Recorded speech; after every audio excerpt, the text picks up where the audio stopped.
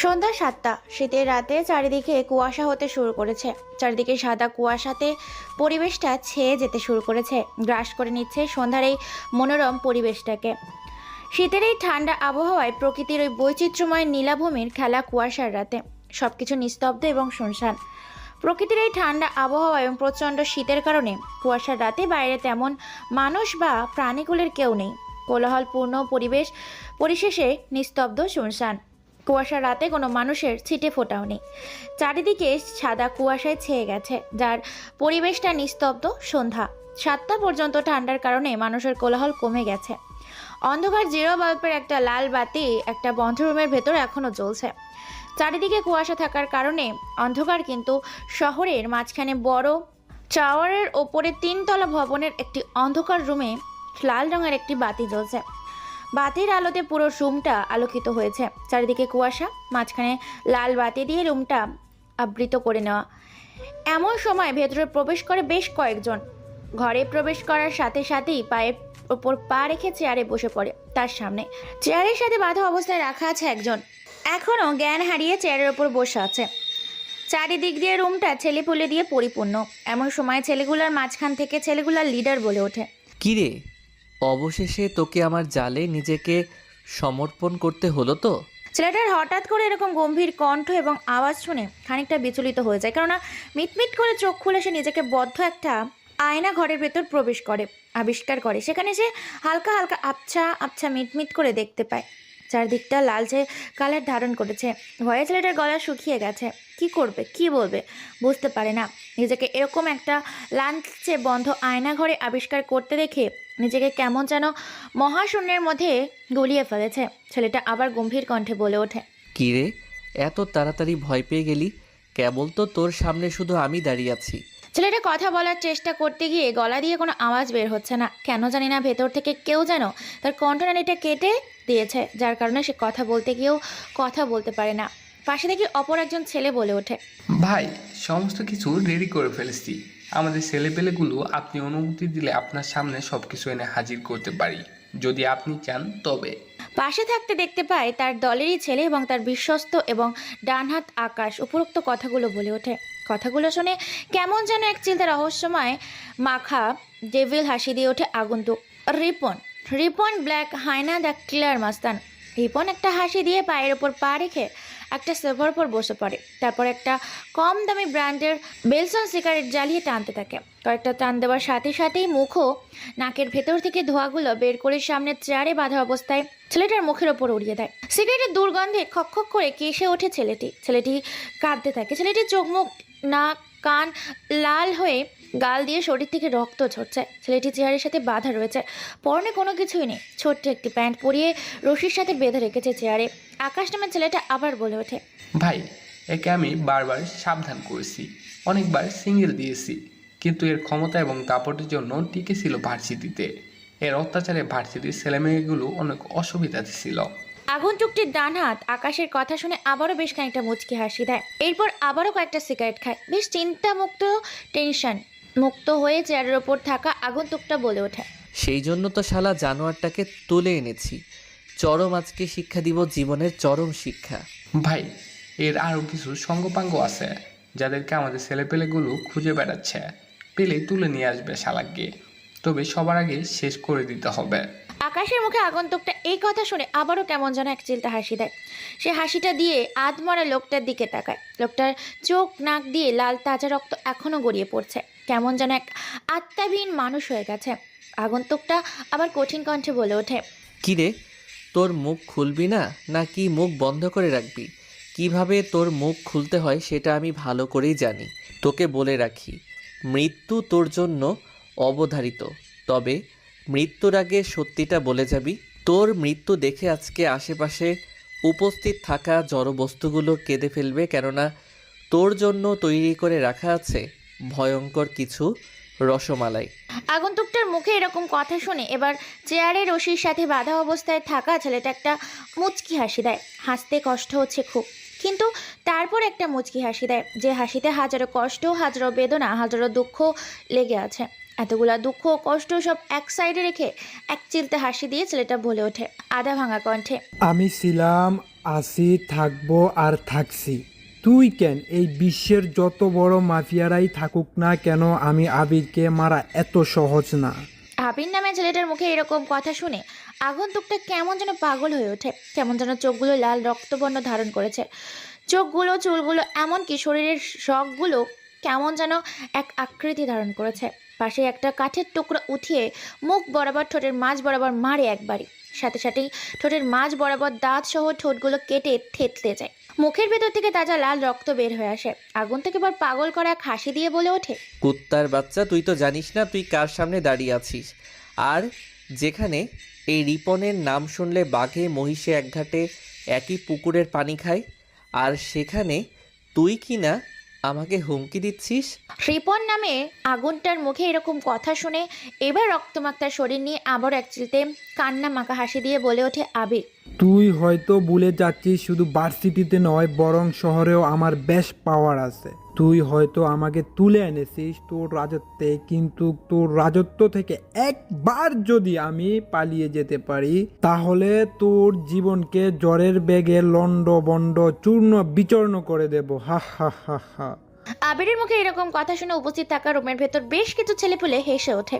আবারও রিপন আবিরের সামনে গিয়ে একটা সিগারেট জ্বালায়। তারপর সিগারেটটা আবিরের নামে ছেলেটার মুখের মাঝ বরাবর ঠোঁটের মাঝখানে চেপে ধরে। ঠোঁট ফেটে গড়গড় করে রক্ত বেরোচ্ছে, পুরো ঠোঁটটা মুখের ভেতর থেতলে দিয়েছে। আর সেই রক্তমাখা ঠোঁটে নিকোটিনের ধোঁয়া জ্বালিয়ে সিগারেটের বাকি অংশটা চেপে ধরে তার ঠোঁটের মাঝখানে। ছেলেটা উথাল পাতাল শুরু করেছে, কেমন খোলামেলা সমুদ্রের মাঝখানে প্রচণ্ড বাতাসের ঢেউয়ে সমুদ্রের পানি উথাল পাতাল করে, ঢেউয়ের মাঝে নিজেকে বিকট আওয়াজে পরিবেশ সে সাথে বাজিয়ে চলে।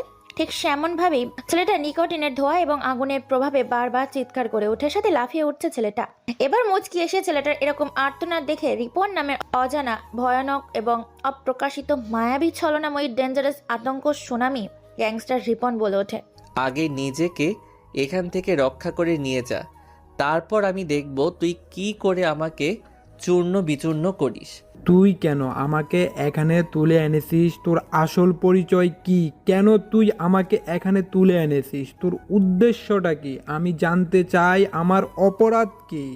আবির নামে ছেলেটার মুখে হঠাৎ এরকম কথা শুনে উপস্থিত থাকা সকলের আবারও প্রাণ খুলে হেসে ওঠে, যেন আবির সার্কাসের একটা জোকার আর সে যোগ বলেছে, যে যোগ শুনে সবাই হেসে উঠেছে।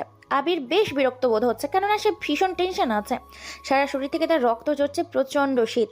শীতের রাতে আবার ঠান্ডা মৃদু বাতাস প্রবাহিত হয়ে পরিবেশটাকে শীতল করে চলেছে। খালি গায়ে চেয়ারের ওপর বেঁধে রেখেছে আবিরকে। শরীরের ছোট্ট ছোট্ট লোমগুলো প্রচণ্ড শীতের কারণে খাড়া হয়ে গেছে। আবির আবার বলে ওঠে, প্লিজ তোরা আমাকে কেন তুলে এনেছিস সেটা বল। অন্তত আমার শরীরে গরম কিছু দে, আমি সহ করতে পারছি না এই ঠান্ডা। ভার্সিটিতে এবং শহরে তোর খুব পাওয়ার ছিল, তাই না? তোর অত্যাচারে ভার্সিটির ছাত্র ছাত্রীরা শান্তিতে ভার্সিটিতে থাকতে পারতো না। আর তুই কি না বলছিস তোর কোনো অপরাধ নেই? ভার্সিটিতে কোনো মেয়েকে তোর ভালো লাগলে তুই তাকে গোপনে রেপ করতি। এখন তুই বল তোকে কি করে ছেড়ে দেই? তোকে তো এর যোগ্য শাস্তি দিতে হবে, তাই না? তুই ভার্সিটির একটা সাধারণ খেত গাইয়া গ্রামের ছেলে হয়ে কিনা আমাকে তুলে এনেছিস। আমাকে তুলে এনে তুই তোর মৃত্যুকে আহ্বান করছিস। এখনো সময় আছে রিপন, তুই আমাকে ছেড়ে দে। তোকে আমি মারবো না, বরং কিছু টাকা দিয়ে তোকে আরো গরিব থেকে ধনী বানিয়ে দেব। তুই আমার ভালোবাসাকে হত্যা করেছিস, তুই আমার ভালোবাসাকে কিনতে চাস? হা হা হা। আবির রিপনের মুখে এরকম কথা শুনে আবিরের চরম পর্যায়ে পৌঁছে যায়। আবিরের ভয়ে গলা শুকিয়ে গেছে, কেননা সে বেশ ভালো করেই জানে যে সাইকো সুপার রিপন গ্যাংস্টার কতটা ভয়ঙ্কর এবং ভয়াবহ, যার ভয়ে পৃথিবীর পশ্চিমা দেশগুলা কেঁপে ওঠে, যার কথাই দেশের প্রধানমন্ত্রী থেকে শুরু করে সাধারণ পাবলিক পর্যন্ত ভয়ে আতঙ্কে থাকে। সেই রিপন স্বয়ং তার সামনে। এটা ভেবেই আবিরের গলা শুকিয়ে যাচ্ছে, তবুও নিজেকে বাঘের মতো পরিচয় দেওয়ার জন্য বারবার হুঙ্কার দিয়ে বলে ওঠে, দেখ, আমাকে মারার হলে মেরে ফেল, আর যদি বেঁচে যাই তাহলে তোদের কপালে দুঃখ আছে। সময় বলে দেবে কার কপালে দুঃখ আছে আর কার কপালে কষ্ট আছে। আগন্তুক রিপন তার কিছু ছেলে পেলে আবিরের কথা শুনে বারবার হেসে ওঠে। এমন সময় রুমের ভেতরে আকাশ প্রবেশ করে, বলে ওঠে, ভাই সব কিছু রেডি করা আছে, এখন শুধু ওর মৃত্যুর প্রহর গোনার সময় হয়ে গেছে। সব কিছু নিয়ে আয় আর ওর সামনে এক এক করে জিনিসগুলোকে সাজিয়ে রাখ, যাতে ওর অত্যাচার দেখে বাকি সব সন্ত্রাসীগুলো এমনিতেই আমার ভয়ে গর্তে লুকিয়ে থাকে।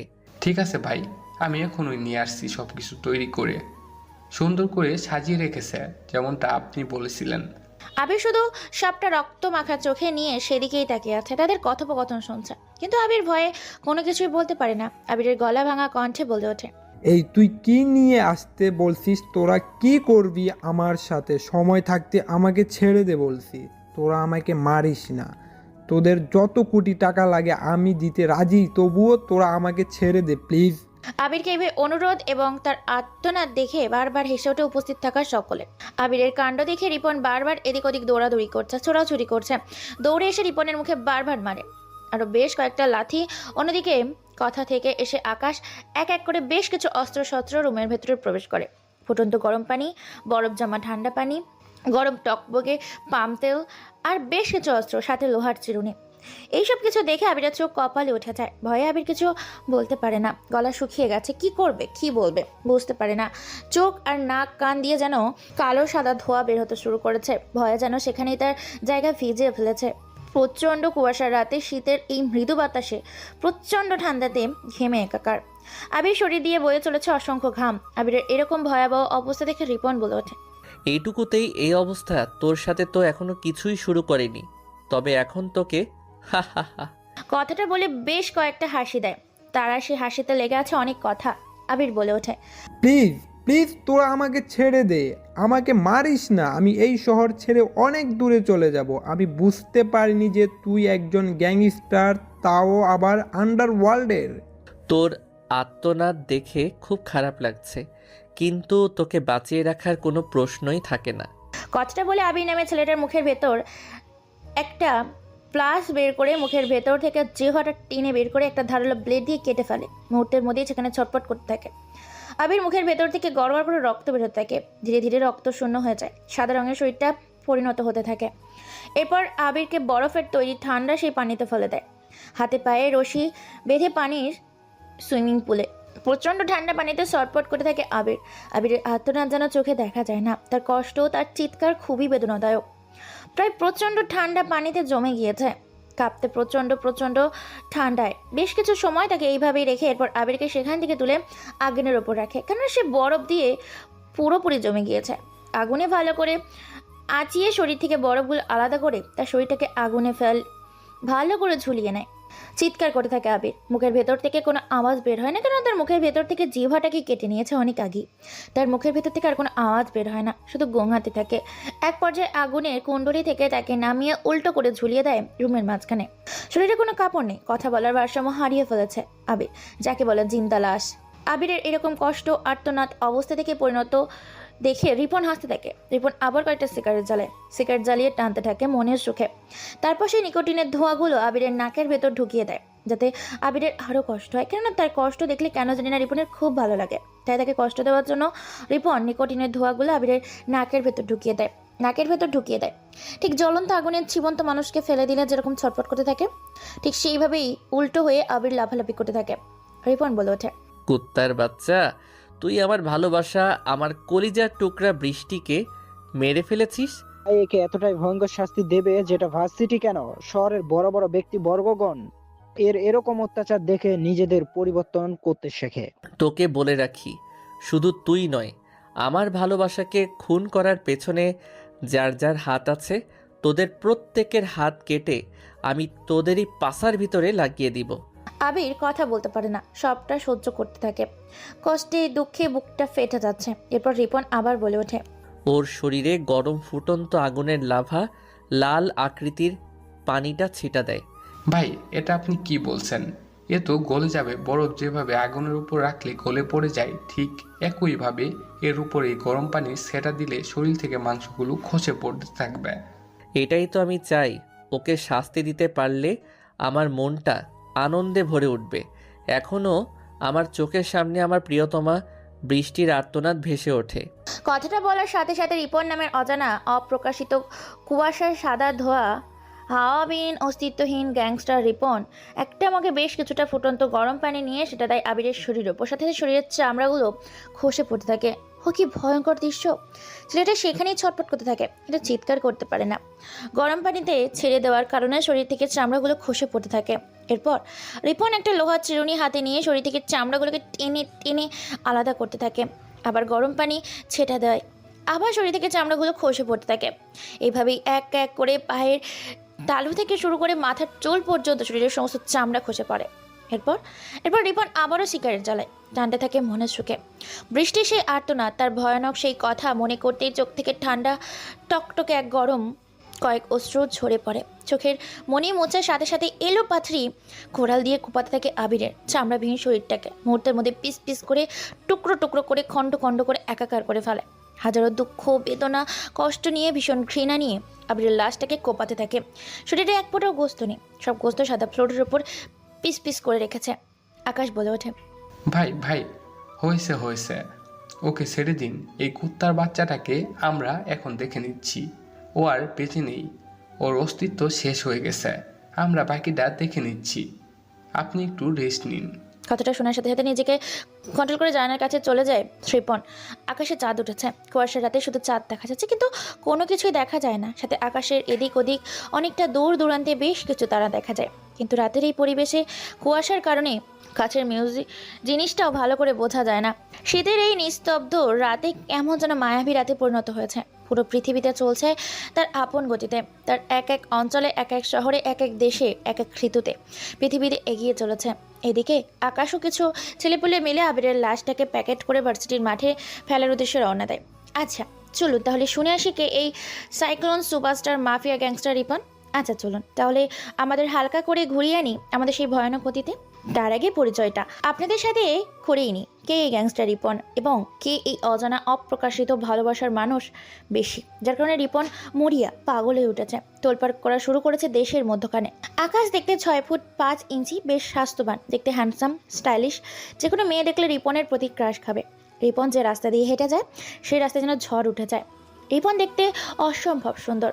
সাধারণ ছেলেগুলো শ্যামবর্ণের হয়ে থাকে, কিন্তু দুর্ভাগ্যবশত বিদেশিদের মতো উজ্জ্বল ফর্সা টকটকে সাদা ধপধপে গায়ের রং রিপনের। চুলগুলো হিরোদের মতো করে বেশ স্টাইলিশ, মুখে খোঁচা খোঁচা চাপদারি, গোলাপি রঙের ঠোঁটে মিষ্টি মিষ্টি কথা। যে কোনো মেয়ে তার প্রতি ক্রাশ খেতে বাধ্য হবে, তাকে দেখলেই যে কোনো মেয়ে তার প্রেমে পড়তে বাধ্য হবে। অন্যদিকে আমাদের গল্পের নায়িকা বৃষ্টি, সে দেখতে অসম্ভব সুন্দর, যেন আল্লাহ তাআলা তার প্রতি এক বরকতের এত রহমত দিয়েছে যে তাকে সুন্দর করে দুনিয়াতে পাঠিয়েছে। দেখতে টানা কাটা পরি, রূপকথার গল্পের পরীদের কথা শুনেছি, কিন্তু বৃষ্টিকে দেখলে যেন স্বয়ং পরীর সামনে দাঁড়িয়ে আছে। বৃষ্টি 5 ফুট 6 ইঞ্চি, হরিণী চোখ, চোখগুলো টানা টানা, চোখের পাতাগুলো চিকন, কালো পাতলা ঠোঁটটা জবা ফুলের মতো গোলাপি রঙের পাপড়ির মতো, গালগুলো খুব সুন্দর এবং রসালো, যেমন সন্ত্রা কমলা লেবুর মতো, চুলগুলো সিল্কি কোমর পর্যন্ত, পরনের সব স্টাইলিশ জামা। ভার্সিটিতে বৃষ্টি বলতে ছেলেরা পাগল, কিন্তু বৃষ্টি কাউকেই পাত্তা দেয় না। বাবা মায়ের একমাত্র ভালোবাসার ও আদরের মেয়ে। বৃষ্টির বাবা শহরের কমিশনার এবং মা গৃহিণী। বৃষ্টি ভার্সিটিতে লেখাপড়া করে, অন্যদিকে রিপন হলো সবচেয়ে বড় এবং একজন গ্যাংস্টার, বলতে গেলে মাস্তানা বলা যায়। রিপন প্রকাশে দিন দুপুরে যাকে ইচ্ছা তাকেই যেখানে সেখানে খুন করে, কিন্তু কেউ তাকে ধরতে পারে না। রিপনকে অনেকবার জেলে ঢুকিয়েছে, কিন্তু তাকে আটকে রাখতে পারেনি, বারবার জেলে ঢুকিয়ে আবার ছেড়ে দিয়েছে। চলুন তাহলে রিপন আর বৃষ্টির দেখা কিভাবে হলো আপনাদের ঘুরিয়ে আনি ফ্ল্যাশব্যাকে। দিনটা ছিল বুধবার সকালবেলা। মানুষজন ছোটাছুটি করছে, তাদের নিজ গন্তব্যের উদ্দেশ্যে ঘুরতে বের হয়েছে। সেদিন গাড়িতে করে বৃষ্টি সহ তার বেশ কিছু বন্ধু বান্ধবী একসাথে ভ্রমণ করছে চারিদিকটা। হঠাৎ করে গাড়িটা ব্রেক করে, তারা সামনে আর এগিয়ে যেতে পারছে না। তারা হঠাৎ করে গাড়ি ব্রেক করার কারণে বৃষ্টি বলে ওঠে, কি রে শ্রাবন্তী, তুই গাড়িটা ব্রেক করলি কেন? তোর কি হলো? দেখছিস না আমি উপভোগ করছি এই সুন্দর কুয়াশার সকালটাকে। শীতের সকালটা দেখতে কত সুন্দর, মন ছুঁয়ে দিয়েছে। আমরা যেন হারিয়ে যাই এই প্রকৃতির মাতৃভূমির মৃদু বাতাসের শীতের কুয়াশাতে। হঠাৎ করে গাড়িটা এইভাবে ব্রেক করার কারণে উপস্থিত থাকা তারা সবাই মিলে বেশ খানিকটা ঘাবড়ে যায়। কিন্তু বৃষ্টির মুখে হঠাৎ করে এরকম কথা শুনে সবাই আবারও হেসে ওঠে। সবাই সামনে তাকিয়ে দেখতে পায় বেশ কিছু মানুষজন জড়ো হয়েছে, রাস্তায় ভিড় হয়েছে। মানুষজন গাড়ি নিয়ে সামনে এগিয়ে যেতে পারছে না, সামনে কি যেন একটা হয়েছে, তবে স্পষ্ট দেখা যাচ্ছে না। এটা দেখে বৃষ্টি আবার বলে ওঠে, এই শ্রাবন্তী, সামনে কি হয়েছে না? এত মানুষজন ভিড় করেছে কেন? সামনে কি সার্কাস বসেছে? চল তো সবাই দেখে আসি। আরে না না, তোরা এখানে থাক, আমি গিয়ে দেখে আসি। তোরা শুধু শুধু কেন নামবি? তোরা গাড়ির ভেতরে থাক। শোন, সেখানে গিয়ে তুই থেমে থাকবি না, দ্রুত চলে আসবি। তোর জন্য কিন্তু এখানে আমি বসে থাকতে পারবো না। আজকে আমি ঘুরতে বের হয়েছি পুরো শহরটাকে। আজকে আমি এই শীতের সকালে ভ্রমণ করব। সামনে কিছুটা এগিয়ে গেলে কিন্তু তাজা গাঢ় খেজুরের রস পাওয়া যাবে। ওকে, ঠিক আছে, তোরা এখানে থাক, আমি যাব আর আসবো, দেখে আসি সামনে কি হচ্ছে। এ বলে তারা সবাই মিলে গাড়ির ভেতরে থাকে আর শ্রাবন্তী একাই গাড়ি থেকে নেমে সামনে এগিয়ে যায় সামনে কি হচ্ছে এটা দেখার জন্য। খানিকটা পায়ে হেঁটে যাওয়ায় এগিয়ে গিয়ে দেখতে পায় শ্রাবন্তী বেশ কিছু ছেলেপুলে রাস্তার মাঝে বেধরমভাবে মারপিট করছে। শ্রাবন্তী সেদিকে তাকিয়ে আছে। বেশ কিছু ছেলেপুলে মিলে রাস্তার মাঝে আরও কয়েকটা ছেলেকে বেধরকভাবে মারতে থাকে। তার পাশে তাকিয়ে দেখতে পায় শ্রাবন্তী একটা ছেলেকে। ছেলেটা বাইকের ওপর বসে মনে সুখে সিগারেট টানছে। পরে ছেলেটার চাকচিক্য পোশাক, চুলগুলো উল্টো করে আশ্রয় নেওয়া, খোঁচা খোঁচা চাপদারিতে তার সৌন্দর্য ফুটে উঠেছে। প্রথম দেখায় যেন টাসকি খেয়ে যায় শ্রাবন্তী। হঠাৎ করে সবাইকে চমকে দিয়ে ছেলেটা হুঙ্কার ছেড়ে বলে ওঠে, এই আকাশ, অনেক হয়েছে শালাগুলোকে আমার সামনে এনে দাঁড় করা। জি ভাই, এখনই নিয়ে যাচ্ছি। শালাগুলো আর জীবনে কখনোই রাস্তাঘাটে বেয়াদবি করবে না কারোর সাথে। শ্রাবন্তী সেদিকে শুধু তাকিয়ে আছে কি হচ্ছে এটা দেখার জন্য। সেদিকে তাকিয়ে আছে। বাইকের ওপর থেকে নেমে ছেলেটা চোখের ওপর থেকে সানগ্লাসটা খুলে মাথার ওপর রাখে, মুখ থেকে সিগারেটটা বের করে মাটিতে ফেলে দিয়ে পা দিয়ে পিষে। পরপর বেশ একটা থাপ্পড়ের শব্দে পুরো জায়গাটা মুখরিত হয়ে ওঠে। হালকা করে থাপ্পড়ের শব্দে বেশ খানিকটা ভয় পেয়ে যায় আশেপাশের মানুষগুলো। কয়েক হাত পিছিয়ে যায় শ্রাবন্তী সহ সকলে। অন্যদিকে বৃষ্টিও তার বান্ধবীরা অপেক্ষা করছে গাড়িতে। এদিকে শ্রাবন্তী এখনো সেখানে যাচ্ছে না দেখে তাই গাড়ি থেকে বৃষ্টি সহ সবাই নেমে আসে সামনে হচ্ছেটা কি এটা দেখার জন্য। এমন সময় সেখানে উপস্থিত হয় বৃষ্টি। সেদিকে তাকিয়ে আছে, বুঝতে পারছে না আসলে এখানে হচ্ছেটা কি। এমন সময় রিপন বলে ওঠে, তোরা কি জানিস না এই শহরে রিপন আছে? আর রিপনের শহরে তোরা মাস্তানি করছিস রিপনের সামনে। ছেলেগুলোর মধ্যে থেকে একজন বলে ওঠে, প্লিজ ভাই, আমাদের ছেড়ে দিন। এবারের মতো আমরা আপনাকে চিনতে পারিনি, আমাদের ভুল হয়ে গেছে। বেঁচে থাকলে আর কখনো এরকম খারাপ ব্যবহার রাস্তাঘাটে কখনোই করব না আমরা। সেটা তো আমিও বুঝতে পেরেছি যে তোরা এখন থেকে ভদ্র হয়ে যাবি, কিন্তু যাতে তোরা আর এরকম কাজ ভবিষ্যতে না করিস এর জন্য তো তোদের কিছু চিহ্ন দিতে হবে। না ভাই, প্লিজ, আমাদের কোনো চিহ্ন লাগবে না। আমরা এখন থেকে ভালো হয়ে যাব, আর কখনো অন্যায় খারাপ কাজ করব না। রিপন কোনো কথা না বলে আবার একটা সিগারেট চালায়। সিগারেট ছেলেটা কয়েকটা টান দিয়ে সিগারেটের বাকি অংশটা ছেলেটার হাতের তালুর উপর চেপে ধরে। ছেলেটা গলা কাটা মুরগির মতো লাফালাফি করতে থাকে। হঠাৎ করে এই দৃশ্য দেখে বৃষ্টি, শ্রাবন্তী সহ সকল বান্ধবীগুলো চমকে ওঠে, ভয়ে পিছিয়ে যায় কয়েক হাত। রিপন বলে ওঠে, এই রিপনের সামনে কখনো বেয়াদবি করলে তার শাস্তি এর থেকেও ভয়াবহ হবে। চোখের সামনে এরকম মর্মান্তিক এবং ভয়াবহ দৃশ্য দেখে খানিকটা ভয় পেয়ে যায় উপস্থিত থাকা সকলে। এমনকি চমকে ওঠে দিন দুপুরে প্রকাশ্যে মারপিট করছে, তারপর আগুন দিয়ে জ্বালিয়ে দিচ্ছে মানুষের হাত পা। এই দৃশ্য দেখে রেগে যায় বৃষ্টি। বৃষ্টি বলে ওঠে, কিরে, এখানে এসব কি হচ্ছে দিন দুপুরে? এরা এখানে কি করছে? মানুষ খুন করছে প্রকাশ্যে। আরে তুই ওই ছেলেটাকে চিনিস না? ও হচ্ছে দ্য সুপার গ্যাংস্টার এবং শহরের মাস্তান রিপন। গ্যাংস্টার হয়েছে তো কি হয়েছে? গ্যাংস্টার হয়েছে বলে কি সবাইকে কিনে নিয়েছে? আর সেদিন দুপুরে এসব অসহায় ছেলেদের মারছে কেন? তুই ওকে ছেড়ে দে, এসবে তোকে জড়াতে হবে না। শুধু শুধু ঝামেলা করিস না, ও খুব ডেঞ্জারাস এবং ভয়ঙ্কর। তুই হয়তো ভুলে যাচ্ছিস ওর থেকে আমি ভয়ঙ্কর, হিংস্র। ও জানে না ও কার সামনে আজকে পড়েছে। ও যদি আজকে জেলের ভাত আমি না খাইয়েছি তো আমার নামটা আমি পাল্টে দেব। ও জানে না যে আমি কে। আমি এই শহরের কমিশনারের মেয়ে। আমার পাওয়ার সম্বন্ধে ওর কোনো ধারণা নেই। তোরা দাঁড়া, ওর বাদামি আমি ছোটাচ্ছি। প্লিজ, তুই শুধু শুধু কেন ঝামেলায় জড়াচ্ছিস? আমরা তো এখানে ঘুরতে এসেছি, আর তুই হয়তো ওকে চিনিস না, তাই এসব বলছি। ওকে আমার চেনার প্রয়োজন নেই, ও আমাকে চিনে রাখলে যথেষ্ট। তুই শুধু এখানে দাঁড়া, আজকে ওকে উচিত শিক্ষা দিব। এইসব 2 টাকার গুন্ডা মাস্তানদের আমি ভয় পাই না। কথাটা বলে গুটি গুটি পায়ে সামনে এগিয়ে যেতে থাকে বৃষ্টি। অন্যদিকে রিপন ছেলেটার দিকে সিগারেট বাকি অংশ চেপে ধরার কারণে ছেলেটা চিৎকার করতে থাকে, কিন্তু ভয়ে তাদেরকে বাঁচাতে এগিয়ে আসছে না। এমন সময় রিপন আবার বলে ওঠে, আকাশ, এদের 2 হাত কেটে ফেলতে হবে। আমার চাকুটা নিয়ে আয়। কথাটা শুনে আকাশ ধারালো অস্ত্র গাড়ির ভেতর থেকে আনতে চায়। এদিকে বৃষ্টি যায় আকাশের ধারালো ছুরিটা রিপনের হাত দেয়। রিপন হাতে নেওয়ার সাথে সাথে যখনই ছেলেটার শরীর থেকে হাত আলাদা করতে যাবে তখনই হঠাৎ করে ককটেলের শব্দের মতো বেশ কয়েকটা থাপ্পড়ের আওয়াজটা পুরো নিস্তব্ধ হয়ে যায়। হঠাৎ করে কে কাকে থাপ্পড় মারলো সেটা বোঝার জন্য সামনে তাকিয়ে দেখতে পায় একটা মেয়ে দাঁড়িয়ে আছে, আর থাপ্পড়টা লেগেছে রিপনের গালে। এটা দেখে সবাই অবাক হয়ে যায়, হা করে চোখ বড় বড় করে তাকিয়ে আছে সেদিকে। রিপন তো থাপ্পড় খেয়ে মাথাটা নিচু করে ফেলেছে। থাপ্পড় খাওয়ার কারণে প্রচণ্ড রেগে যায় রিপন। রিপন রেগে গিয়ে সামনে তাকিয়ে তো চমকে যায়, চোখগুলো এক দৃষ্টিতে তাকিয়ে আছে, যেন সে চোখের পাতাই ফেলছে না। অবাক করা নয়নে হা করে বৃষ্টির দিকে এক দৃষ্টিতে তাকিয়ে আছে রিপন।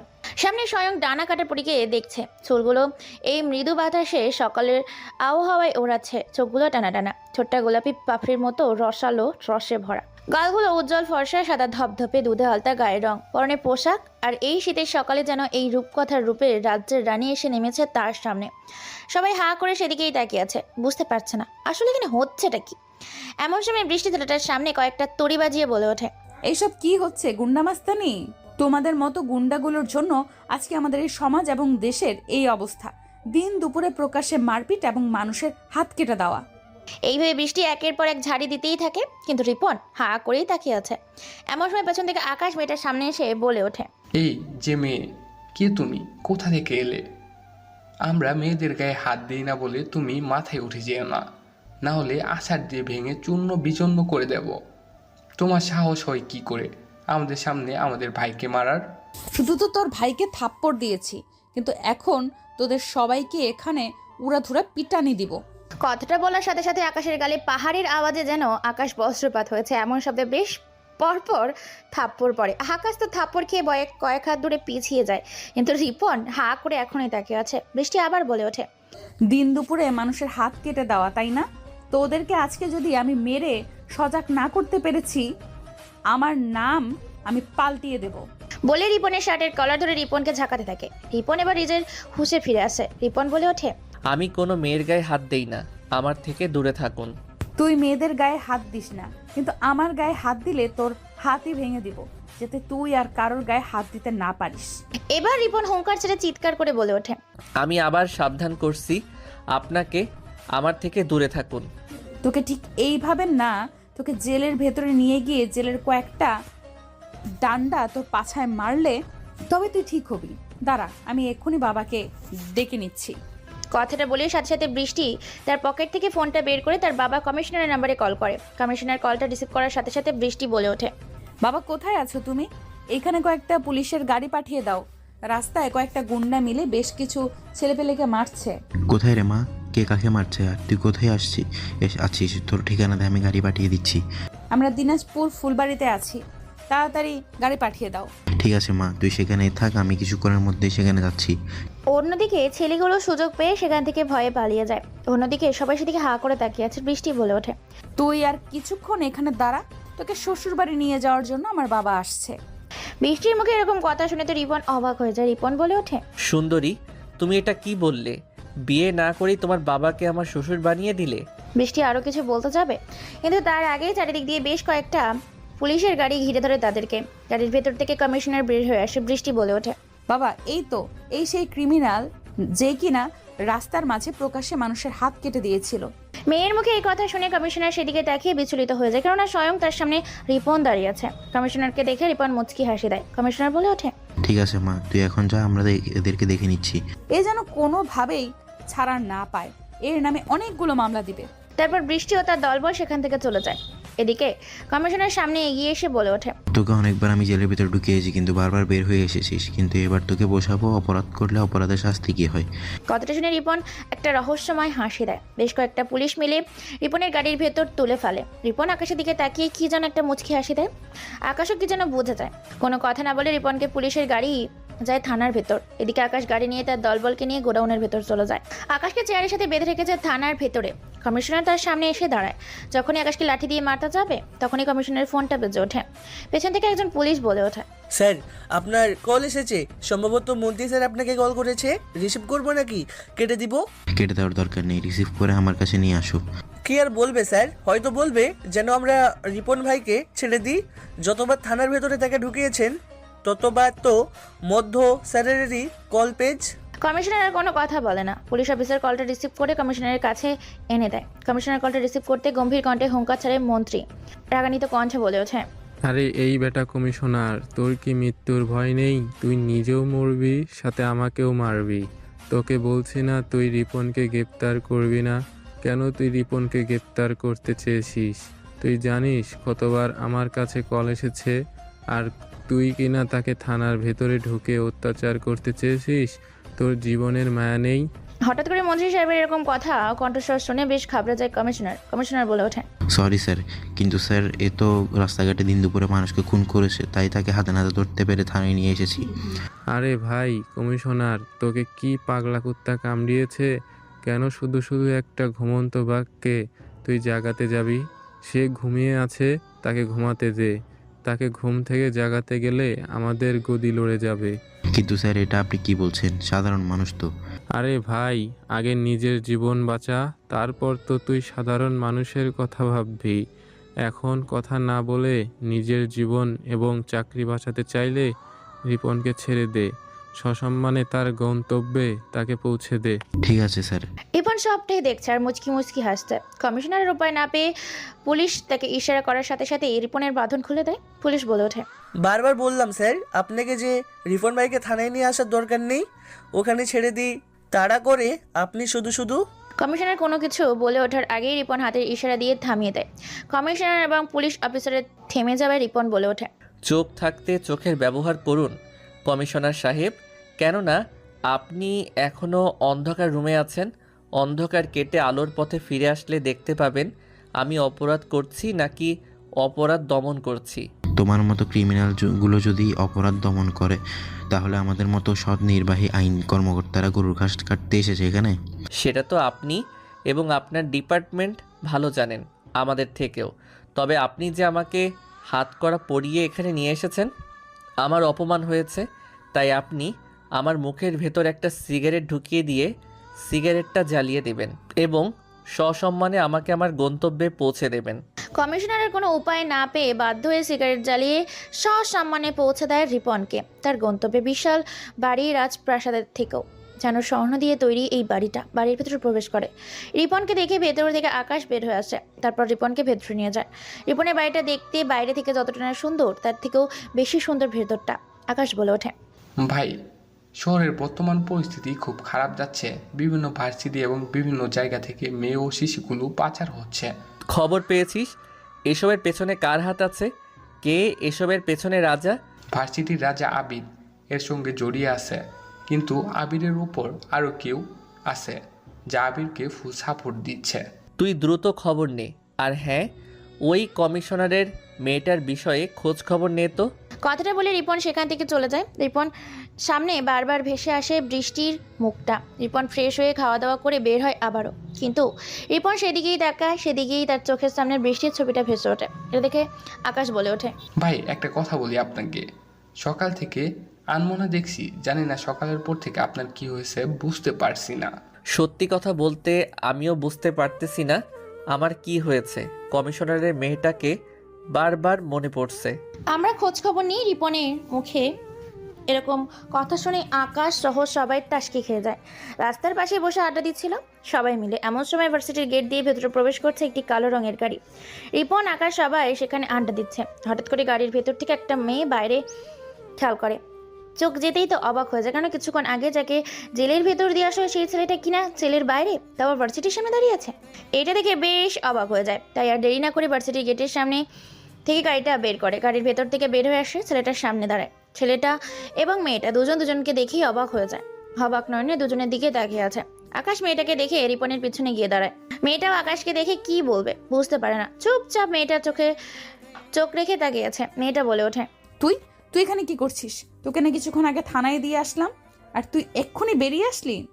বাংলাদেশে এমন কোনো থানা নেই যেটা আমার জন্য তৈরি করা হয়েছে। তোকে তো আমি দেখে নেব। তোর মতো কত বড় বড় অপরাধীদের আমি নাকের পানি আর চোখের পানি একাকার করে দিয়েছি, সেখানে তো তোর বিষয়টা একটা মামুলি বিষয়।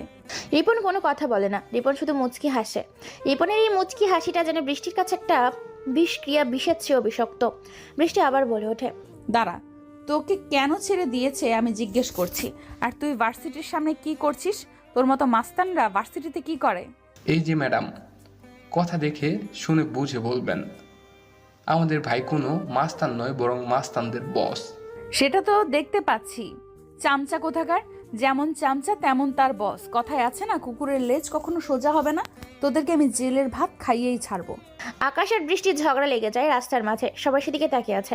এবার পরিস্থিতি সামাল দেওয়ার জন্য রিপন বলে ওঠে, এই আকাশ, তুই কি করছিস? আর এই মেয়েটা বলে তুই তোর ভাবিকে অপমান করছিস কেন? রিপনের মুখে এরকম কথা শুনে উপস্থিত থাকা শ্রাবন্তী, প্রিয়াঙ্কা, মায়া, মাইশা, সুধা আর বেশ কয়েকজন উপস্থিত থাকা সকলে অবাক হয়ে যায়। এক দৃষ্টিতে হা করে সেদিকেই তাকিয়ে আছে। কারো মুখে কোনো কথা নেই, সবাই নিস্তব্ধ। তার মধ্যে দিয়ে সময়টা পার করছে। এমন সময় থেকে মেঘে বৃষ্টি বলে ওঠে, কি, কে কার ভাবি? তুমি কাকে ভাবি বলছো? মাস্তান কোথাকার? তুমি আমার হবু বউ, তাই বলেছি। তোর মতো একটা মাস্তান বখাটে, রাস্তার কুত্তা, ময়লার ডাস্টবিন থেকে উঠে আসা রাস্তার ফকির কিনা লাখপতি বাবার একমাত্র মেয়েকে তার হবু বউ বলে সমাজের সামনে শুধু বখাটে নয়, বরং পাগল বলে পরিচিতি পাবে। আমি তোমাকে পছন্দ করি, ভালোবাসি এবং ভালোবেসে ফেলেছি। সো তুমি আমাকে পরীক্ষা করে নিতে পারো। এসব রাস্তার পাগলদের সাথে তর্ক করে কোনো লাভ নেই। এই শ্রাবন্তী, চল তো ভেতরে সবাই। তারপর তারা ভার্সিটির ভেতর প্রবেশ করে। ভেতরে সবাই আড্ডা দিচ্ছে। আজকে বৃষ্টির মনটা ভীষণ খারাপ, ভীষণ রেগে আছে। আকাশ, রিপন ও তার পুরো দলবল সেখান থেকে গাড়ি নিয়ে বেরিয়ে পড়ে তাদের নতুন গন্তব্যের উদ্দেশ্যে। খানিকটা পথ যাওয়ার সাথে সাথেই হঠাৎ করে বাইকের সামনে একটা ছেলে এসে ধাক্কা খায়। সাথে সাথে ছেলেটা পড়েও যায়। এ থেকে বেশ খানিকটা ভয় পেয়ে যায় রিপন সহ সবাই। গাড়ি থেকে তাড়াতাড়ি নেমে ছেলেটাকে দাঁড় করায় আর বলে ওঠে, এ কি, তুমি এভাবে দৌড়াচ্ছ কেন? তুমি এভাবে দৌড়াতে দৌড়াতে কোথায় যাচ্ছ? কি হয়েছে তোমার? রিপনের মুখে এরকম কথা শুনে ছেলেটা কথা বলতে পারে না, হাঁপাতে থাকে। ছেলেটাকে হাঁপাতে দেখে সবাই অবাক হয়ে যায়। ছেলেটা বলে ওঠে, ভাই প্লিজ, আপনি আমাকে বাঁচান, আমাদের সাহায্য করুন, ওরা আমার মাকে তুলে নিয়ে গেছে। ছেলেটা হাঁপাতে থাকে, হাঁপাতে হাঁপাতে বলতে থাকে। ছেলেটা কান্না করে ফেলেছে। ছেলেটা এরকম দুর্দশা দেখে রিপন বলে ওঠে, কি হয়েছে তোর, বল। ভাই, কয়েকটা ছেলে মিলে আমার মাকে জোর করে তুলে নিয়ে গেছে বাসা থেকে, জানি না কোথায় নিয়ে গেছে, আমাকে এখানে ফেলে রেখে গেছে। তোর মাকে কেন তুলে নিয়ে গেছে, তোকে কিছুই বলেনি?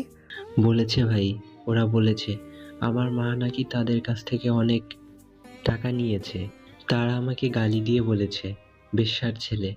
আমার মা নাকি কাল অন্ধকার রাতের এক রূপকথার পরী। ওরা তোর মাকে কোন দিকে তুলে নিয়ে গেছে কিছু বলেছে? ছেলেটা কান্না করতে থাকে। ছেলেটা কোনো কথা বলে না। ছেলেটা অযোধ্যায় খেতে চলেছে। ছেলেটা এরকম কান্না দেখে বেশ খারাপ লাগছে। রিপন ও তার দলবলের ছেলেরা।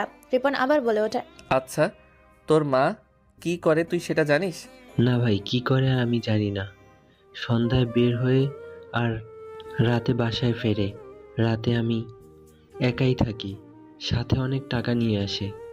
রিপন আর কথা বলে না। রিপন বুঝে গেছে তার মা হচ্ছে অন্ধকার রাতের এক তারাময় পরী, যে কিনা রাতের অন্ধকারকে সুখ বিক্রি করে। অন্যদিকে এই দৃশ্যটা বাইরে থেকে সবটাই দেখছিল বৃষ্টি ও তাদের দলবল। তারা বুঝতে পারে না যে রিপন তার দলবল করছেটা কি। তারা শুধু দূর থেকে হা করে দেখেই যাচ্ছে। এমন সময় রিপন আবার বলে ওঠে, চল, তুই চিন্তা করিস না, তুই কিছু খেয়ে নে। আর হ্যাঁ, তোর মা সময় মতো বাড়িতে পৌঁছে যাবে। না ভাই, আমার মা অনেক অসুস্থ ছিল, হাঁটতে পারছে না। ওরা জোর করে আমার মাকে তুলে নিয়ে গেছে। আরে ভাই, তোকে বললাম না তোর মাকে তুই সময় মতো পেয়ে যাবি। এরপর তারা সবাই মিলে ছেলেটাকে নিয়ে একটা রেস্টুরেন্টের ভেতর যায়। তাদের পেছন পেছন বৃষ্টিও তার দলবল বের হয়ে আসে ছেলেটা আসলে করছেটা কি সেটা দেখার জন্য। এরপর বেশ কিছু খাবার অর্ডার করে। তারপর সবাই মিলে খেতে থাকে। খাওয়া দাওয়া শেষ করে তারা সবাই মিলে একটা শপিং মলে যায়। সেখানে ছেলেটার বেশ কিছু জামা কাপড় কিনে তারপর বাইরে বের হয়ে আসে। বৃষ্টি, শ্রাবন্তী, সাদিয়া, সুধা, রাইসা, মাইশা, রুহি সবাই অবাক হয়ে গেছে মাস্তান ছেলে রিপনের কাজ দেখে। বৃষ্টি বলে ওঠে, আসলে এই মাস্তানটা করতে চাচ্ছেটা কি আমি তো কিছুই বুঝতেছি না। আর ছোট ছেলেটাই বা কে? দেখে তো মনে হচ্ছে পথ শিশু। আমিও তো বুঝতে পারছি না। আর হ্যাঁ, ওর ব্যাপারে কালকে আমি একটা ম্যাগাজিন পড়েছি, কিছুটা পড়েছি, তাতে বুঝলাম সে খারাপ নয়। কি? তুই এটা কি বলছিস?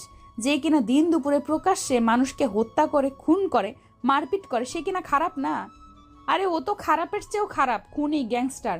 আর তুই কিনা বলছিস? আর হ্যাঁ, সত্যি বলছি, ওর আমি অনেক ম্যাগাজিন পড়েছি, ছেলেটা খারাপ নয়, ভালো। তুই এই ম্যাগাজিনটা পড়িস।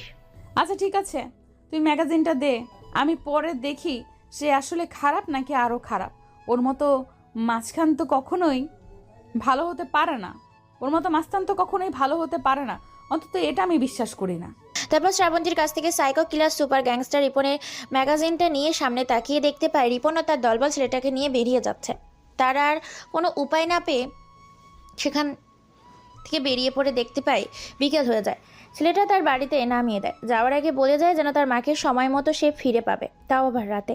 তারপর তারা বেরিয়ে যায়। বাড়িতে প্রবেশ করার সাথে সাথে রিপন হুঙ্কার ছেড়ে বলে ওঠে, যত তাড়াতাড়ি সম্ভব হয় ওই ছেলেটার বাবা মাকে খুঁজে বের করে সুস্থ শরীরে তার বাড়িতে পৌঁছে দিয়ে আসবি, এবং যারা যারা এর পেছনে আছে তাদেরকে জীবন্ত ধরে আনবি। ঠিক আছে ভাই, কাজ হয়ে যাবে সময় মতো। আপনি কোনো চিন্তা করবেন না, আমাদের ছেলেপেলেগুলো চারদিকে খোঁজখবর লাগিয়েছে। আকাশ বেরিয়ে পড়ে। রিপন কম্পিউটারে কি যেন দরকারি কাজ করতে থাকে। অন্যদিকে বাড়িতে পৌঁছে গিয়ে ম্যাগাজিনটা বের করে বৃষ্টি। এমন সময় সেখানে কমিশনার চলে আসে। কমিশনকে দেখে বৃষ্টি বলে ওঠে, বাবা, তুমি ওই ক্রিমিনালটাকে ছেড়ে দিয়েছো কেন? তোমাকে বলেছিলাম না ওকে সর্বোচ্চ শাস্তি দেওয়ার জন্য? মা, আমার কিছু করার নেই। ওর অনেক পাওয়ার, ওপর মহল থেকে আমার উপর চাপ আসে, তাই ছেড়ে দিতে হয়। তাই বলে দিন দুপুরে প্রকাশ্যে খুন করে বেড়াবে এমন একটা খুনিকে তোমরা ছেড়ে দেবে? শুনেছি ছেলেরা নাকি সমাজসেবী, তবে এখনো আমি ঠিকঠাক জানি না। তোর হাতে এটা কি? এটা ওই রিপন নামের খুনিটার ম্যাগাজিন। এটা পড়ে বুঝতে পারবো যে সে আসলে কেমন। তাই নাকি? তাহলে তো ভালোই হলো। আচ্ছা, বের করতে পারে দেখি তার আসল পরিচয়টা কি। এরপর বাপ মেয়ে মিলে ম্যাগাজিনের কাগজ পড়তে থাকে। সেখানে যোগ দেয় তার মা হাসি বেগম। তিনজন মিলে ম্যাগাজিন পড়তে থাকে। সেখানে স্পষ্ট উল্লেখ করা আছে, the great psycho super killer Ripon gangster. সে শুধু একজন গ্যাংস্টার নয়, বরং দেশের রক্ষাকারী এবং একজন সাহায্যকারী ব্যক্তি। বড় বড় অপরাধী ক্রিমিনালদের হত্যা করে তাদের কোটি কোটি অবৈধ টাকার সম্পদ লুট করে দেশের গরিব দুঃখী মানুষদের পেছনে খরচ করে। এমনকি তার বেশ কিছু হাসপাতাল, স্কুল, এমনকি বৃদ্ধাশ্রম, অনাথ আশ্রম, এতিমখানা, বিভিন্ন উন্নয়নমূলক প্রতিষ্ঠানও রয়েছে। তার ভয়ে দেশের বড় বড় প্রেসিডেন্ট, মন্ত্রীগুলো কেঁপে ওঠে। শুধু বাংলাদেশেই তার পাওয়ার নয়, বাংলাদেশের বাইরেও, যেমন আমেরিকা, সাউথ আফ্রিকা, এমনকি এশিয়া মহাদেশীয় রাশিয়া, চীন, ইরান, এরপর থেকে বড় বড় দেশগুলোতে তার পাওয়ার আছে। এক এক করে তারা পড়তে থাকে, অন্যদিকে খুঁজতে থাকে। খুঁজতে খুঁজতে এক পর্যায়ে খুঁজে পায় সেই ছেলেগুলোকে বন্ধ একটা পরিত্যক্ত আবাসিক হোটেলে। হঠাৎ করে বাইরের থেকে এতগুলো ছেলেপুলেকে দেখে চমকে যায় ছেলেগুলো। ভয়ে গলা শুকিয়ে গেছে। আকাশ দ্রুত পকেট থেকে ফোন বের করে বলে ওঠে, ভাই, গুলশান 1 নং 2-এ চলে আসুন, এখানে তাদেরকে পেয়েছি। কথাটা বলে কলটা কেটে দেয় আকাশ। রিপন আর এক মুহূর্ত দেরি না করে সাথে সাথে সুইফট ডিজায়ার গাড়ি নিয়ে বেরিয়ে পড়ে লোকেশন অনুযায়ী তার গন্তব্যের উদ্দেশ্যে। ফুল স্পিডে ঝড়ের বেগে এগিয়ে চলেছে গাড়িটা নিয়ে। কিছুক্ষণের মধ্যে এই গন্তব্যে পৌঁছে যায়। গাড়ি স্ট্যান্ড করে সেখান থেকে প্রবেশ করে ভেতরে প্রবেশ করতেই পেছন থেকে আকাশ একটা চেয়ার দেয়। চেয়ারের উপর পায়ের উপর পা রেখে বসে পড়ে। পাশের মহিলাটি অসুস্থ অবস্থায় বিছানার উপর পড়ে আছে। চোখ থেকে চশমাটা খুলে দেখতে পায় ভার্সিটির সেই ছেলেটা এখনো নিজেকে শোধায়নি, বরং অপরাধের সাথে জড়িয়ে আছে। সেই ছেলেটা রিপনকে দেখে চমকে যায়। ভয়ে তার কলিজার পানি শুকিয়ে যায়। অপর একটা ছেলে বলে ওঠে, এই তোরা কে? আর তুই এই বাড়ির ভেতরে প্রবেশ করলি কি করে? আমাদের এখানে প্রবেশ করার জন্য আলাদা করে কোনো কিছু প্রয়োজন হয় না, শুধু সময়টুকু খুঁজে নিতে হয়। ওদিকে এখনো ম্যাগাজিন পড়তে থাকে বৃষ্টি, তার বাবা ও মা। ভার্সিটির মাঠে সেই ছেলেটাকে সাথে সাথে ঝামেলা করেছিল রিপন। সেই ছেলেটা ভয়ে দোতলার জানলার ওপর থেকে লাফ দেয়, আর সেখানে লাফ দেওয়ার সাথে সাথে মাটিতে পড়ে আহত হয়। আহত শরীর নিয়ে ছেলেটা জঙ্গলের রাস্তা ধরে পালিয়ে যায়। হঠাৎ চোখের সামনে এমন ঘটে যাওয়া সবাই অবাক হয়ে যায়। কিং নামে ছেলেটা আবার বলে ওঠে, কে তোরা? তোদের পরিচয় কি? তোরা সবাই মিলে এইভাবে আমাদের ঘিরে রেখেছিস কেন?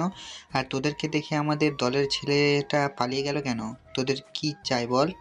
তোদের জীবনটাই আমার চাই।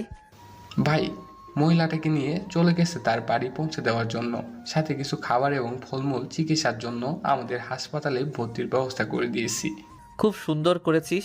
এই কুত্তার বাচ্চাগুলোকে বেঁধে কাঠ ফ্রাইয়ের মেশিনে নিয়ে আয়। রিপনের কথা মতো ছেলেগুলোকে বেঁধে গাড়িতে করে কাঠ ফ্রাইয়ের মেশিনে নিয়ে আসা হয়। ছেলেগুলোর কলিজার পানি শুকিয়ে গেছে। ছেলেগুলো ভয়ে কিছু বলতেও পারে না। কিং ছেলেটা আবার বলে ওঠে, প্লিজ তোরা আমাকে ছেড়ে দে, আমাকে মারিস না। আমি আর একদম অন্যায় করব না। আমি আজকেই শুধু শহর না, দেশ ছেড়ে চলে যাচ্ছি। কিন্তু আমি তোকে সেই সুযোগটা দিব না, তার আগেই তোকে শেষ করে দেব দুনিয়া থেকে।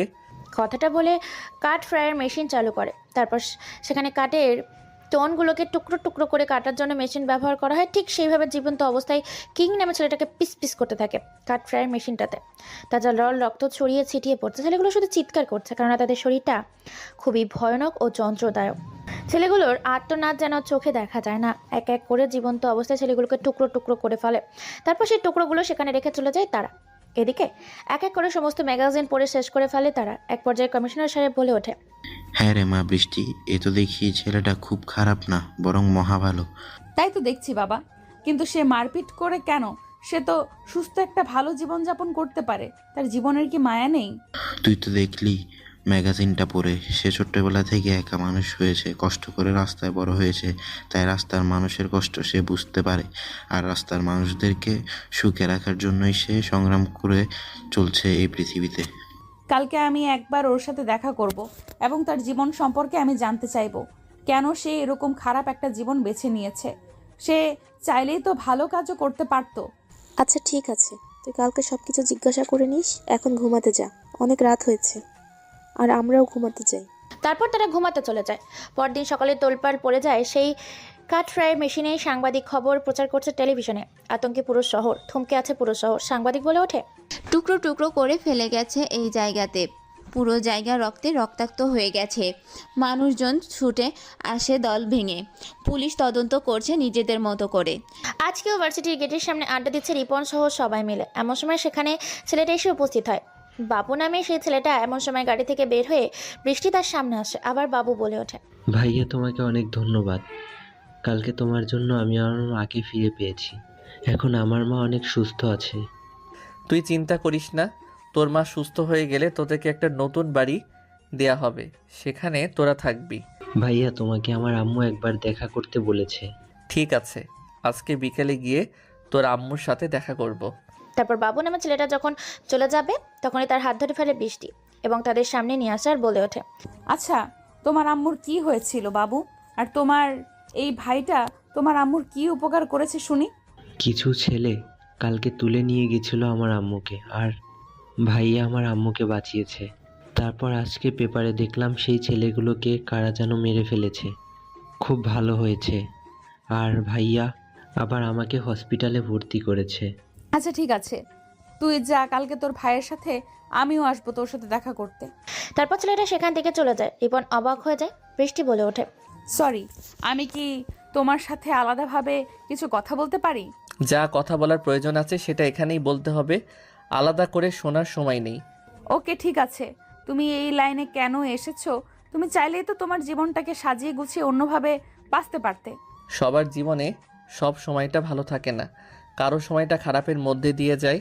তুমি ছেলেটা আসলে সত্যি খারাপ না, তোমাকে খালি চোখে দেখা যায় না, তোমাকে দেখতে হলে অনুবীক্ষণ যন্ত্র লাগে।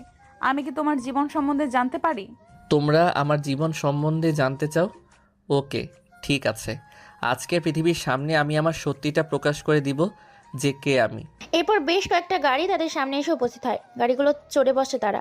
তারপর গাড়িগুলো রওনা দেয় গন্তব্যের উদ্দেশ্যে। কিছুক্ষণের মধ্যে চলে আসে একটা বিশাল বড় কয়েকশো একক জমির মাঝখানে। তারপর গাড়িগুলো থেকে বের হয়ে আসে। সেখানে এসে রিপন বলে ওঠে, এই যে তুমি কয়েকশো একর জমি দেখছো, এই জমির মালিক হচ্ছে আমার বাবা। ছোটবেলায় কয়েকজন মিলে গোপনে আমার বাবা মাকে হত্যা করেছিল। আমার বাবা ছিল এই শহরের সম্মানীয় ব্যক্তি, একজন চেয়ারম্যান। আমি তখন খুব ছোট্ট বেলায় কয়েকজন লোক আমার চোখের সামনে আমার বাবা মাকে হত্যা করে। ভাগ্যক্রমে আমি সেদিন পালিয়ে গিয়ে বেঁচে গিয়েছিলাম। আমার কোটি কোটি টাকার সম্পদ থাকা সত্ত্বেও আমি রাস্তায় বড় হয়েছি। খোদার যন্ত্রণায় ধীরে ধীরে হিংস্র হয়ে উঠি। এক এক করে প্রতিশোধ নিতে থাকি। গরিব দুঃখীকে তাদের হক পাইয়ে দেওয়ার জন্য আমার এই সংগ্রাম। তার মানে তোমার এই আশেপাশে 100 একর জমিতে এতিমখানা, বৃদ্ধাশ্রম, হাসপাতাল, খেলার মাঠ, এতিমখানা, মাদ্রাসা এইসব যে তৈরি করেছো সব সাধারণ মানুষের জন্য। তোমার নাম শুনলে কেউ কেন তোমাকে তারা গ্রেফতার করে না, তোমাকে ছেড়ে দেয়? কি কি এই রহস্যটা আমি সেটা জানতে চাই, কারণ আমি তোমার ম্যাগাজিন পড়ে তোমার সম্বন্ধে যতটা জেনেছি তাতে তুমি সত্যিই খারাপ নও, তুমি সত্যি একজন ভালো মানুষ। আমি তো বলেছি আমাকে খালি চোখে দেখা যাবে না, আমাকে দেখার জন্য অনুবীক্ষণ যন্ত্র লাগবে। আমি বাংলাদেশের একজন গোয়েন্দা বিভাগের সিক্রেট মহাসচিব, সিনিয়র বিভাগের গোয়েন্দা অফিসার। এই যে এটা আমার কার্ড। রিপনের মুখে এরকম কথা শুনে উপস্থিত থাকা আকাশ এবং তার দলের অন্যান্য ছেলেপুলে সহ বৃষ্টি এবং শ্রাবন্তী সহ তাদের সকল বান্ধবীগুলো অবাক হয়ে যায়। অবাক হয়ে সবাই রিপনের দিকে তাকিয়ে আছে। রিপন মুচকি হাসি দেয়। এক এক করে সমস্ত কিছু ঘুরিয়ে দেখায়, সবার সাথে তাদের পরিচয় করিয়ে দেয়। সমস্ত কিছু দেখা শেষ করে তারা গাড়ি নিয়ে আবারও বেরিয়ে যায় হসপিটালের উদ্দেশ্যে। হসপিটালে গিয়ে দেখা করতে যায় ছেলেটার মায়ের সাথে। সেখানে গিয়ে রিপনকে দেখে বাবু নামে ছেলেটা বলে ওঠে, ভাইয়া তুমি এসেছো, আসো তোমার সাথে মাকে পরিচয় করিয়ে দেই। ঠিক আছে চলো, তোমার আম্মু কোথায়? তারপর তারা সবাই মিলে দেখা করতে যায়। সেখানে গিয়ে পরিচয় হয় বাবুর মা বলে ওঠে, কে বাবা তুমি? আমি তো তোমাকে চিনি না, জানি না। তুমি আমার জীবন বাঁচিয়েছো, আমার ছেলেকে একটা সুন্দর জীবন দিয়েছো। আন্টি, ও শুধু আপনার জন্য নয়, সারা বাংলাদেশে আপনার মতো যত মানুষ আছে সবার জন্য অনেক কিছু করেন। আপনি শুধু ওনার জন্য দোয়া করবেন, উনি যেন ভালোভাবে ওনার দায়িত্ব পালন করতে পারে। এখনই আমি কোনো কিছু জানতে পারবো না। হঠাৎ করে বৃষ্টির মুখে এরকম কথা শুনে উপস্থিত সবাই অবাক হয়ে যায়, তার দিকে তাকিয়ে আছে। এই কথা শুনে বাবুর মা বলে ওঠে, তুমি কে মা? নিশ্চয়ই ওর বউ। তোমাদের দুজনকে খুব সুন্দর মানিয়েছে। আমি দোয়া করি তোমরা যেন সারা জীবন একে অপরের সঙ্গে থাকো, ভালোভাবে বেঁচে থাকো এবং এভাবেই মানুষকে সাহায্য করো। তোমাদের জুটিটা খুব সুন্দর মানিয়েছে। এই কথা শুনে তো আরো অবাক হয়ে যায় সবাই। তারপর এইভাবেই এক এক করে সমস্ত আলাপ আলোচনা শেষ করে গাড়ি নিয়ে বেরিয়ে পড়ে। তারপর তাদেরকে ভার্সিটিতে নামিয়ে দেয়। এরপর বৃষ্টি ও তার বান্ধবীরা যখন চলে যেতে যাবে তখনই পেছন থেকে রিপন বলে ওঠে, বৃষ্টি, আমি কিন্তু সত্যি তোমাকে প্রথম দেখায় ভালোবেসে ফেলেছি। তোমার অপেক্ষায় থাকবো, উত্তরটা জানিয়ে দিও। তবে আমি আজকের দিনটা সময় নিচ্ছি, কালকে ভেবে জানিয়ে দেব। এই বলে মুচকি এসে ভেতর প্রবেশ করে তারা। রিপন, আকাশ সহ সবাই নিজেদের বাড়িতে চলে আসছে। তারপর ফ্রেশ হয়ে হালকা কিছু খেয়ে ফেলে। আকাশ বলে ওঠে, ভাই, শহরের এরকম পরিস্থিতি হওয়ার কারণে এর পেছনে শুধুমাত্র আবির দায়ী। কিন্তু আবিরকে সাপোর্ট দিচ্ছে অন্য কোনো এক ব্যক্তি, এক শক্তি, যার জন্য আবির খুব বেড়ে গেছে। এক এক করে তার সমস্ত ফ্যাক্টরি এবং অবৈধ কারখানাগুলোতে আগুন জ্বালিয়ে দেয়, প্রয়োজনে তার ছেলেপেলেগুলোকে মাটির সাথে মিশিয়ে দেয়। ঠিক আছে ভাই, হয়ে যাবে কাজ। চারদিকে প্রায় কয়েকশো ছেলে পেলে আমি লাগিয়ে দিয়েছি, যেখানে পাবে সেখানেই তাকে ধুলার সাথে মিশিয়ে দেবে। এরপর আকাশ সেখান থেকে বের হয়ে যায়। এদিকে এক এক করে ল্যাপটপে বসে রিপন যে কি কাজ করতে থাকে। সরকারি বেসরকারি বিভিন্ন ল্যাপটপ আউটসাইডে কি যেন কি কিছু ভিডিও ডকুমেন্ট পাঠাতে থাকে। অন্যদিকে শুধু একটা কথাই ভেবে যাচ্ছে বারবার। বৃষ্টি শ্রাবন্তী বলে ওঠে, কিরে বৃষ্টি, তোকে তো বলেছিলাম যে ছেলেটা আসলে খারাপ না, ছেলেটা ভালো। তো তুই এখন কি ভেবে দেখলি? হ্যাঁ বলবি নাকি না বলবি? দেখ, ছেলেটা খারাপ হলেও কিন্তু একজন সরকারি অফিসার। সে মাস্তানদের সাথে মাস্তান, কিন্তু আইনের সাথে আইনি কর্মকর্তা। এখন কি করবি ভেবে দেখেছিস? শ্রাবন্তীর কথা শুনে বৃষ্টি ভাবতে থাকে, কি করবে বুঝতে পারে না। বেশ ভাবাচ্ছে তাকে বিষয়টা। অবশেষে ভাবনাটাকে একপাশে রেখে বৃষ্টি বলে ওঠে, ভাবছি কালকে হ্যাঁ বলে দিব। খারাপ না, দেখতে শুনতে ভালোই। তাছাড়া একজন সৎ মানুষকে আমি হ্যাঁ বলবো, এতে ভাবার কি আছে। এমন সময় সেখানে উপস্থিত হয় বৃষ্টির মা। এসে বলে ওঠে, ঠিক আছে মা, তুই হ্যাঁ বলে দিস, কারণ ছেলেটা তো আর খারাপ না, ছেলেটা ভালো। আর তোদের দুজনকে খুব সুন্দর মানাবে। ছেলেটা দেখতে শুনতে তো ভালোই। আমার মনে হয় না যে তোর বাবা তোকে মানা করবে, কেননা তোর বাবার থেকেও কিন্তু ছেলেটা অনেক বড় অফিসার আর অনেক পাওয়ার ক্ষমতা আছে। ঠিক আছে মা, তাহলে আমি কালকে হ্যাঁ বলে দিব। আর সে যদি বিয়ে করতে চায় তাহলে বিয়ে করে নেব, তারপরে বিয়ের পর না হয় পড়াশোনা করব। ঠিক আছে। তারপর শ্রাবন্তী চলে যায় নিজের বাড়িতে। তারাও খাওয়া দাওয়া করে ঘুমাতে চলে যায়। দেখতে দেখতে রাত কেটে এইভাবেই সকাল হয়। পরের দিন সকালে ভার্সিটির গেটের সামনে বসে আড্ডা দিচ্ছে। এমন সময় শ্রাবন্তী আর বৃষ্টি তারা সকল বান্ধবী মিলে ভার্সিটিতে প্রবেশ করছিল। বৃষ্টি যেদিক দিয়ে যাচ্ছিল সবাই তাকে ভাবি ভাবি বলে সম্বোধন করছিল। বৃষ্টিও কেমন যেন এটা খারাপ লাগছিল না, ভালোই লাগছিল। শুনতে বৃষ্টি চলে যাচ্ছিল। এমন সময় পেছন থেকে রিপন বলে ওঠে, এই যে বৃষ্টি, আমি যে বলেছিলাম তা কি মনে আছে? আমার কথা কোনো কিছু ভেবেছ কি? বৃষ্টি মুচকি এসে পেছন ঘুরে তাকায়। তারপর রিপনের কথা শুনে পায়ে হেঁটে তার সামনে এসে দাঁড়ায় আর বলে ওঠে, রাজি, তবে শর্ত আছে। আমি প্রেম ভালোবাসায় বিশ্বাসী নই। সরাসরি আমাকে বিয়ে করতে হবে। বিয়ের পর না হয় ভালোবাসা শুরু হবে, কিন্তু আগে বিয়ে যদি রাজি থাকো তো আমার বাবা মায়ের সাথে কথা বলতে পারো। আরে আকাশ, তোর ভাবি কি বলে রে? প্রেম নয়, ডাইরেক্ট বিয়ে। তবে এক্ষুনি এত আনন্দের কোনো কিছু হয়নি। তোমাকে পরীক্ষা দিতে হবে। যদি পরীক্ষায় উত্তীর্ণ হতে পারো তাহলে তোমাকে বিয়ে করব কিনা এটা ভেবে দেখব। ঠিক আছে, তোমাকে পাওয়ার জন্য আমি সব পরীক্ষা দিতে রাজি। এমনকি আমি আমার জীবনটাও বাজি রাখতে রাজি আছি। ওকে, ঠিক আছে। তুমি যদি সবার সামনে প্রকাশ্যে আমাকে ভালোভাবে আমার মনের মতো করে প্রপোজ করতে পারো তবে আমি তোমাকে আমার বিয়ের জন্য অ্যাকসেপ্ট করতে পারি। সবাই ভেবেছিল কি আর বৃষ্টি বলছে কি, সবাই অবাক হয়ে যায়। রিপন রাজি। রিপন গুটি গুটি পায়ে এসে হিরোদের স্টাইলের সামনে এক পা দিয়ে হাঁটু গেড়ে রাস্তার মাঝখানে রেখে আর এক হাঁটু ওপরে রেখে মাথা নিচু করে কয়েকটা তাজা লাল রক্তমাখা গোলাপ সামনে এগিয়ে বলে ওঠে, বৃষ্টি, তোমায় যেদিন দেখি সেদিনই তোমায় ভালো লেগে যায়। কিভাবে ভালোবেসে ফেলি আমি নিজেই জানি না। তুমি দেখতে অসম্ভব সুন্দর, ডানাকাটা পরি, যেন রূপকথার এক হুর পরি। অসম্ভব সুন্দর গায়ের রং, উজ্জ্বল ফর্সা, দুধে আলতা, মায়াবী চোখ, চোখের পাতাগুলো টানা টানা, ভুরুগুলো চিকন পাতলা, ঠোঁটটা গোলাপি রঙের, গোলাপের পাপড়ির মতো মায়াবী এক ঠোঁট জোড়া, গালগুলো অসম্ভব সুন্দর এবং ফর্সা। লজ্জা পেলে যেন তোমাকে লাজুক লতা লাগে। যেমন পাকা টমেটো দেখলে লোভ সামলানো যায় না, ঠিক তোমাকে যতবার দেখি ততবার মনের মধ্যে শুধু তোমারই নামটা ভেসে ওঠে আমারই হৃদয়। আমি তোমায় ভালোবাসি, ভালোবেসে ফেলেছি। আই লাভ ইউ বৃষ্টি। বৃষ্টি আর এক মুহূর্তে দেরি না করে মুচকি এসে গোলাপগুলো নিয়ে প্রকাশ্যে সবার সামনে রিপনের গালে কিস করে আর বলে ওঠে, আই লাভ ইউ টু। আমিও তোমায় ভালোবেসে ফেলেছি। বাকিটা জীবন তোমার হাত ধরে তোমার চলার পথের সঙ্গী হয়ে থাকতে চাই আমি। খুশিতে আত্মহারা হয়ে যায় দুজনকে প্রকাশ্যে এতগুলো মানুষের সামনে জড়িয়ে ধরে। এইভাবে বেশ কিছু সময় কেটে যায়। ক্যান্টিনে গিয়ে তারা সবাই মিলে এক আনন্দে অনেক খাওয়া দাওয়া করে। এক পর্যায়ে সবগুলো ঠিকঠাক করে দলবল নিয়ে ভার্সিটি থেকে বেরিয়ে পড়ে রিপন। তার ঠিক কিছুক্ষণ পর ভার্সিটির পরপর বেশ কয়েকটা মোটরসাইকেল প্রবেশ করে। গাড়িগুলো থেকে বের হয়ে আসে আবির সহ তার দলবল। আবির সরাসরি এসে ক্যান্টিনে আম গাছের নিচে গিয়ে দাঁড়ায় বৃষ্টির সামনে। সেখানে গিয়ে বলে ওঠে, কিরে বৃষ্টি, তুই কিনা আমার সাথে গাদ্দাফি করছিস? তোকে আমি ভালোবাসি আর তুই কিনা ওই মাস্তান গ্যাংস্টার রিপনের ভালোবাসা অ্যাকসেপ্ট করছিস? তাতে তোর কি? আমি যাকে ইচ্ছা তাকে ভালোবাসবো। তাতে তোর কি করার আছে শুনি? তুই ভুলে যাচ্ছিস আমি কে। চাইলে কিন্তু ওই রিপনকে মাটির সাথে আমি তার অস্তিত্ব মিশিয়ে দিতে পারি। সাহস থাকলে তুই তার সামনে গিয়ে দাঁড়াতে পারছিস না কেন? তার ভয়ে লুকিয়ে বেড়াচ্ছিস কেন? আর তোর কি যোগ্যতা আছে আমাকে ভালোবাসার? আর তোর হয়তো জানা নেই আমি কমিশনারের মেয়ে। তোকে চাইলে জেলের ভাত খাওয়াতে পারি। আর কমিশনারের মেয়ে তুই ভুলে যাচ্ছিস যে তোর বাবাকে আমি এক হাতে কিনি আর অন্য হাতে বেচে দেই। আমি জানি তুই কোনো দিন আমার হবি না, তাই তোকে আমি ছাড়া যাতে অন্য কেউ বুক না করতে পারে, তাই আজকে তার ব্যবস্থা করব আমি নিজ হাতে।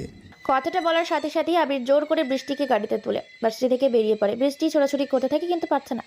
কিছুক্ষণের মধ্যে একটা বাড়িতে চলে আসে। তারপর একটা রুমের ভেতর নিয়ে গিয়ে খাটের উপর ফেলে দেয় বৃষ্টিকে। ভেতর থেকে দরজা বন্ধ করে দেয়। এক এক করে সমস্ত পোশাক খুলে ফেলতে শুরু করে। আবির তার শুরু থেকে আবির বলে ওঠে, তোর অহংকার আজকে আমি মাটির সাথে মিশিয়ে দেব।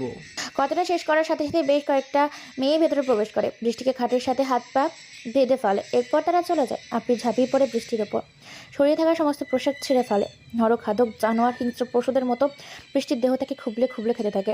বৃষ্টির চিৎকার করছে, চোখ দিয়ে রক্ত বেরোচ্ছে। বৃষ্টির আর অত্যাচার সহ্য করতে পারছে না, সে চিৎকার করছে। তার চিৎকার তার কানে পৌঁছায় না। ওদিকে শ্রাবন্তী রিপনকে কল করে সমস্ত ঘটনা জানায়। রিপন সাথে সাথে তার ছেলেপুলেগুলো শহরে লাগিয়ে দিয়েছে। রিপন পাগল হয়ে গেছে, চারিদিকে খোঁজাখুঁজি করছে, এমনকি কমিশনার ও পুলিশও। নিথর দেহটা বিছানার উপর পড়ে আছে বৃষ্টির। আবির মুচকি এসে তার উপর থেকে উঠে যায়। তারপর হয়তো বাঁধন খুলে দেওয়ার সাথে সাথেই বৃষ্টি হাজারো ব্যথা যন্ত্রণা নিয়ে যখনই পালাতে চাপে তখনই পেছন থেকে গুলি করে আবির। সাথে সাথেই গুলিটা মাথার পেছন দিয়ে মাঝ বরাবর দিয়ে সাথে সাথেই মাটিতে লুটিয়ে পড়ে বৃষ্টি। ভার্সিটির গেটের সামনে থাকা সেই ছেলেটা দরজা খুলে ভেতরে বলে ওঠে, ভাই আপনার কপাল খারাপ, চারদিকে পুলিশ এবং রিপনের ছেলেপেলেগুলো আপনাকে খুঁজে বেড়াচ্ছে পাগলের মতো। বাঁচতে চাইলে এখনই দেশ ছেড়ে পালিয়ে চলুন। কথাটা শোনার সাথে সাথেই আবির আর ছেলেটা সেখান থেকে পালিয়ে যায়। এয়ারপোর্টের উদ্দেশ্যে চারদিকে ছেলেপুলে লাগিয়ে দিয়েছে। রাত হয়ে যায়, খোঁজাখুঁজি করছে, কোথাও পায় না। যখন এয়ারপোর্ট থেকে ছদ্মবেশে আবির আর তার ছেলেপুলে পালাতে যাবে তখনই আকাশের লোকজন তাদেরকে ধরে ফেলে। সাথে সাথে তাদেরকে আবির আর ছেলেটাকে নিয়ে আসে একটা বাংলো বাড়িতে। তারপর তাদেরকে অত্যাচার করতে থাকে। আবির আর ছেলেটা ভয়ে তারা সমস্ত কথা বলে দেয়। এরপর বৃষ্টির দেহটাকে দাফন কাফন করে পাগলের মতো হয়ে যায়, অনেক কান্নাকাটি করে। এইভাবে বেশ কয়েকদিন চলে যায়। তারপর রিপন নিজের হাতে প্রতিশোধ নেওয়ার জন্য আবিরকে নির্মমভাবে সেই দিন অত্যাচার করে মেরেছিল আর প্রতিশোধ নিয়েছিল তার ভালোবাসার আবিরের কাছ থেকে। এই ছিল সমস্ত অতীত বর্তমানে ফিরে আসে।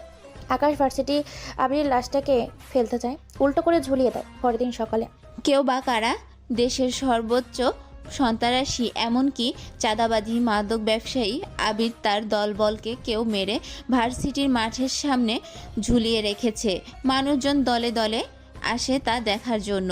কে করেছে তা জানার জন্য পুলিশ তদন্ত করছে, তবে সবাই সন্দেহ করছে প্রকাশ্যী gangster the psycho super mafia gangster Ripon গ্যাংস্টারের কাজ।